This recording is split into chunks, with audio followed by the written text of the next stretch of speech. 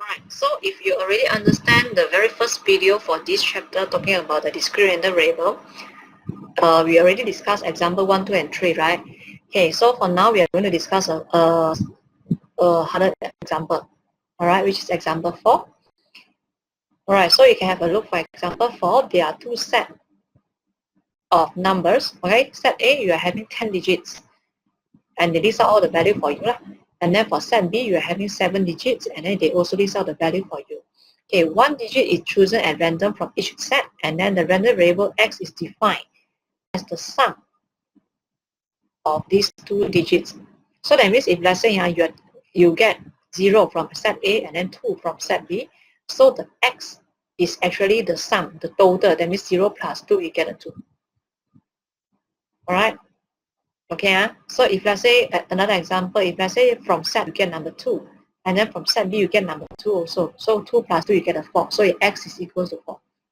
Alright, so this is the definition for the X. Okay? Alright, so now they want you to show that the probability of X equals to 2 is 3 over 7. So again, to get the probability, you need to think which is the suitable method for you to find out. There are more than one method. Alright, so some students, they will just use common sense and then try to find out. Okay, then for me, because I'm thinking that, okay, I'm having two set of numbers, set A and also set B. It is a two-dimensional one, so maybe for me, I would prefer to draw a possibility space diagram for myself. Okay, so let's say this is my A, this is my set B. And then for set A, I'm having 3 values, 0. Then I'm having 2, I'm having 4. Okay, you're having 3 types of value only, 0, 2, and 4. And then for set B, I'm having 0 and 2. So 0 and 2. So because they're talking about the sum of two set of number, right? So the sum that I have is this one, 0 plus 0, you get a 0. 0 plus 2, you get a 2. Then this one is 2 plus 0, you get a 2. 2 plus 2, you get a 4. And then 4 plus 0, you get a 4. And then 4 plus 2, you get a 6. So all these are actually the possible value of in this question, the sum of the two set of numbers. So this is a summary for the X that you might have in this question. Alright, so let's have a look for the question. They want you to find out the probability that X equals to 2. Okay, so find out the probability for X equals to 2. Okay, how can I find the probability? So you look at this one. When X equals to 2 means this one. That means A equals to 0, B equals to 2, right? Okay, so what is the probability for A equals to 0? So to get a 0 from set A, how many 0 you have here? 1, 2, 3, 4, 5, 6, right? So it will be 6 over 10. If you want to get a probability for A equals to 0. And then for the second value, B is 2. So what is the probability for you to get a 2 from set B? So to get a 2 from set B, you are having 3 over 7. So this is the first case. Okay, got another case, you also can get X equals to 2, which is this one. Alright, so how to get this? You get a 2 here for when A is equals to 2. So what is the probability to get A is equals to 2? This is 3. It is another case already, so you plus. Okay, so it will be 3 over 10. And then when B is equals to 0. So what is the probability for you to get B equals to 0? Okay, so it will be 4 over 7. Alright, so you can make a small note here. This one means A equals to 0, B equals to 2, and then if let's say for this case is A equals to 2, B equals to 0. Both cases show you that the total of these two numbers are 2. Alright, so again, if you didn't do any careless mistake, you should be able to get the answer that they want you to show, which is 3 over 7. That means the method that you are using here is the correct one. Alright. Okay, so this possibility space diagram actually didn't provide you any extra marks. It is for mainly understanding part. Okay, All right, so that they want to tabulate the probability distribution of X. Okay, so now they want to form the probability distribution table. Okay, then again, I will look at this possibility space diagram again. So what are the X that I can have? I can have 4 values here, 0, 2, 4, and 6. Okay, so X can be 0, 2, 4, and 6. All right, so from the possibility space diagram, since I already know that there are 4 values for X, so I start to find the probability. How can I get X equals to 0? There's only one case here. When A equals to 0, B is equals to 0. Okay, how can I get A equals to 0? 6, 6 out of 10. B equals to 0 means 4 out of 7.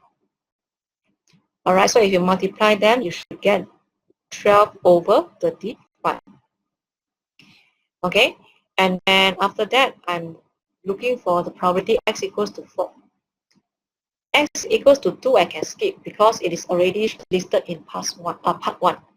Right, so for X equals to 4, there are 2 cases here. The first one is this, when A equals to 2 and B equals to 2. Okay, probability for A equals to 2, I think is 1 over 10 or 3 over 10. Okay, so you're having 3 over 10. Multiply with B equals to 2. So what's the probability for B equals to 2? 3 over 7.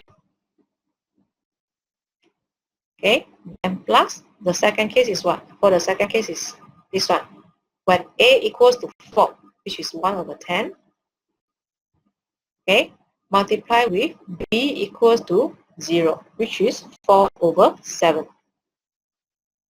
So for this part, if you calculate it correctly, you should 13 over 70. All right, then the same thing happened for the last one, X equals to 6. Okay, there's only one case for X equals to 6, which is A equals to 4, B equals to 2. So A equals to 4 is equals to over 10. B equals to 2 is 3 over 7. So you should get 3 over 70 for this one. All right. So after you get all the probability already, don't forget to construct a table, which is the probability distribution table. Okay, so you're having X, you're having the probability P. Okay, so the value for X can be 0, can be 2, can be 4, can be 6. So the probability that you get for all these, you just put it in now. 12 over 39, 3 over 7, 13 over 70, and then 3 over 70. So double check again and see whether you answer correct or not by adding all the probability together and see whether you can get a 1 or not. If you get a 1, that means, okay, at least your answer is on the safe side. That means very big chance you'll get it correctly. All right. Okay. So in that, if let's say they ask you this kind of question for tabulate the probability distribution of X, you have to show them both. You have to show them the method here, how you find the probability, and also the final answer here. Okay, so you cannot show either one only. You cannot tell me that, oh, teacher, I just show them the paper. Cannot. You have to show both. Method, this is method, this is answer mark. Right? Okay, so this is the fourth example 4. It involves actually 2 sets of numbers, all right? So it makes this example slightly harder than the previous one. Okay, all right. Then for example 5, is very similar to what we have here. Okay, so I will just leave it for you to complete it. You try it on your own. Okay, so if you look at example 5, okay, so here they give you a probability for X, a probability distribution for X, and then here they say 2 independent values of X are chosen at random, and then the value Y is 0 if let's say the 2 values are the same. If not, then they are taking the larger value minus the smaller value. So draw the probability distribution table for Y. Okay, so I just show you how we generally do it. So again, you are having 2 independent values of X mark. Okay, so this is a 2-dimensional question. So if you want to make it clearer, you can draw a possibility space diagram to help you. like what I did in the previous example. So you're having two values of x here. This is x set number 1. This is x set number 2. Okay, so for x set number 1, you're having the value 2, 4, and also 6. Same thing happens for set number 2. You're having 2, 4, and also 6. Alright, so what is the value of y? Okay, so the value of y is you are taking 0 if two value of x are the same. So like for this cell here, okay, so x1 is 2, x2 is 2. So the value for y is 0. Same thing happen for this one. Both 4 are 0. x1 6, x2 6. This one also 0. And then for the other cell, you are taking the larger value of x minus the smaller one. So for this example, the larger is 4, smaller is 2. So 4 minus 2, you get a 2. And for this cell, 6 minus 2, you get a 4. Same thing happens for the rest. Okay, so 4 minus 2, you get a 2 here. 6 minus 2 here. 6 minus 2, you get a 4. 4 minus 6, 6 minus 4, you get a 2. 6 minus 2, you get a 0. Alright, so you can have a look like, okay, all the value in this blue color part are the possible value for y. So what are the value of y that you can have? You can have 0, y equals to 0, y equals to 2, and y equals to 4. Alright, so how to find the probability? Same method like what I did just now. Okay, alright, so I think I'm not going to show you the detail. Okay, so the final answer for this example, it should be something like this. Okay, your table should look something like this. Okay, and then you're having the y and also the probability. So y is 0, 2, and 4. Only 3 values here. And then the probability is 0.42, 0.48, and also 0.1. Okay, so this is the final answer. Make sure that you complete this example with the solution. These are all the steps. How you found all the probability, how you find y equals to 0, the probability, how you find the probability of y equals to 2, and so on. Alright, you must show out. Okay, you cannot just put dot, dot, dot, dot, and then put the answer for me. You have to show the method here. Alright, so this example I leave it for you. Very, very similar with the example 4. Alright. Okay, so example. Okay, for all the examples that we discussed just now, they are talking about the probability distribution table. Alright, and then at the beginning of this chapter, I said, okay, generally you're having two methods to show. You are having probability distribution table. This is a table. And another one is formula. Alright, so example 6 and 7, we talk about the formula or some simple description. Okay, you can have a look for example 6. Okay, so here they say, okay, there's a probability distribution. X takes the value with probability kx, where x takes the value of 5, 10, 15, 20, 25. Draw up a probability distribution for x and then find the k. Alright, so this question itself, generally is very simple. So they ask you to draw a probability distribution for x, right? So you just draw a table. Okay, and then our table usually consists of x and probability, right? Okay, so what are the value for x that you have? It is listed down here already. You are having 5, 10, 15, 20, and 25. Okay, so how about the probability? So here they also give you already the formula for probability. The probability is kx. So that means when x equals to 5, the probability is 5k. X is 5, so it becomes 5k. When x equals to 10, the probability is 10k. Then you're having 15k, 20k, 25k. Alright, so this is this probability distribution in terms of k. Okay, then after that, they want you to find the value of k. So I believe that you should know what is the concept that we should use to find the k. So the concept is when you add all the probability together, it is equals to 1. Alright, so you can write 5k plus 10k plus 15k and so on.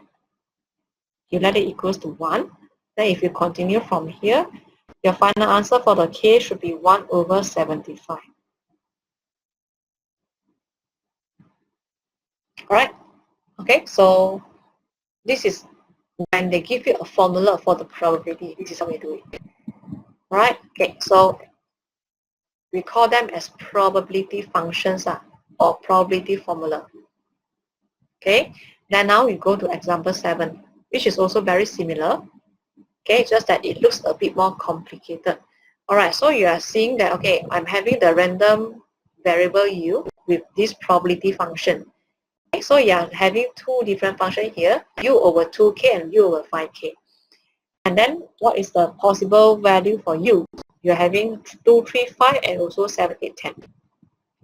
Okay, so find the value of k and hence construct a probability distribution table for u. Okay, so maybe for me, right, before I find out the value of k, I can form a very simple table first. Okay, so what is a very simple table here? Okay, so you try to put in, this is u, and then this is the probability. Okay, so you have 2, 3, 5, and then 7, 8, 10. All these are the value of the u. Look at the end of the formula for every layer here. So 2, 3, 5, and 7, 8, 10. So all these are the value for u. And after that, for the probability part here, you just substitute the value of u into the formula. So when u equals to 2, what probability? Substitute 2 here, 2 divided by 2, you get a 0. Oh, sorry, 1. Then you're having 1 over k. Okay? And then 3, substitute here. When u equals to 3, you substitute here, you have 3 over 2k. Okay? Then 5, you substitute, you have 5 over 2k. Understand or not? The same thing happen here. 7, put it in, you have 7 over 5k, 8 over 5k, and 10 over 5k. So that's the meaning for this function. Okay? But for the first part of this question, they actually want you to find the value of k first. Okay, so to find the value of k, you just use the concept that I teach you just now. Okay, so you're having 2 over 2k. When u equals to 2, you're having 2 over 2k plus 3 over 2k plus 5 over 2k, then 7 over 5k, 8 over 5k, and then 10 over 5k. When you add all these probability together, it should be equals to 1. Okay, so again, I'm not going to show you the detailed steps. The k that you get should be equals to 10. Alright, then after that, you substitute the k equals to 10 into the formula and list out in the table form. Okay, so here they say construct a probability distribution table for u. So that means our k is 10. You're having 2 over 10. So 2 over 10 means, 2 over 20 means that 1 over 10. Okay, then 3 over 20. So it is 3 over 20. And so on. Complete the table yourself. Okay, so I think this one is very easy. As long as you didn't make any careless mistake, then I think should be no problem for you to get the answer. Okay, then after that, for part number 2, I also need for you, find the value between u is between 4 until 8. So 4 until 8 means that not include 4, so 5 should be included, 7 must be included, 8 must be included. So you add these 3 probability together. Alright, so if you are correct, then you should get the answer 11 over 20. So I just leave this part for you.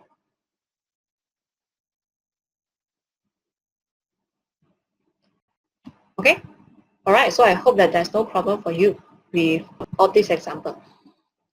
Okay, so we'll discuss further on the table. We are going to learn how to find out the mean and also the variance from this table in the next video. Alright, so we'll stop the video for this video here.